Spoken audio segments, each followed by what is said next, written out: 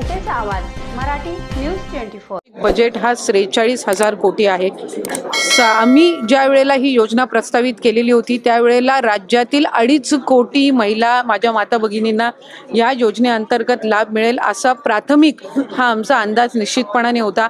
आज तगत आमच्याकडे 1,40,00,000 पेक्षा जास्ती अर्ज हे प्राप्त झालेले आहेत विभागाकडे आणि ज्या स्थानिक सगळ्या शासकीय यंत्रणा आहेत यांनी त्याची स्क्रुटिनी छाननी सुद्धा सुरू केलेली आहे। त्याच्यामुळे ती छाननीची प्रक्रिया सुद्धा पुढच्या 8-10 दिवसातच पूर्ण होणार आहे।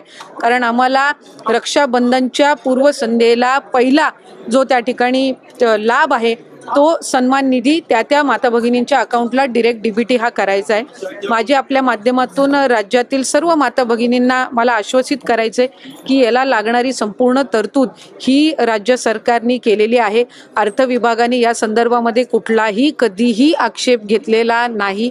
पहिल्या टप्प्यामध्ये लागणारा जो निधी आहे साधारणपणे या वर्षाला लागणारा जो निधी आहे याची तरतूद ही अर्थ विभागाने निश्चितपणाने केलेली आहे। त्यामुळे कुठल्याही पद्धतीची चिंता नसावी।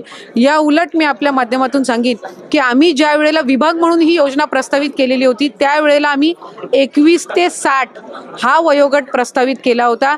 त्याच्यावर ज्या वेळेला अर्थ व नियोजन मंत्री अजितदादांकडे बैठक झाली त्यावेळेला त्यांनी हा 60 वरून 65 करावा अशा सूचना या त्यांनी दिल्या आणि 60 आणि 65 या वयोगटातील जर लाभार्थ्यांची आम्ही संख्या काढली तर ती साधारणपणे 14.5 लाख होते।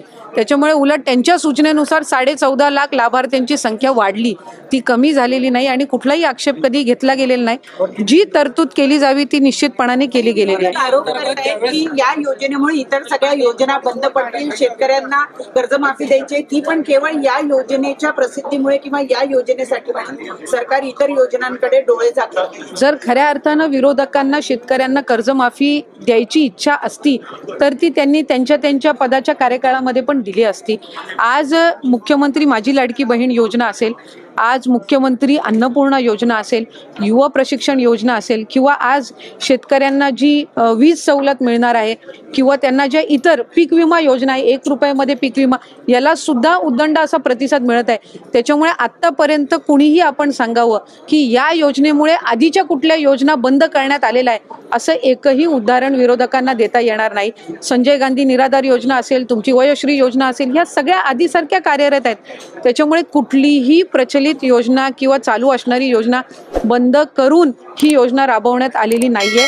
उलट ज्या दिवसापासून ही योजना घोषित करण्यात आली तेव्हापासून याच्यावर विरोधकांनी जास्तीत जास्त आक्रमण केले, पण सर्वात जास्ती नोंदणी करायला सुद्धा त्यांचेच मतदारसंघ पुढे येत आहेत। तेच आमदार त्या ठिकाणी सर्वात जास्ती नोंदणी करतायत।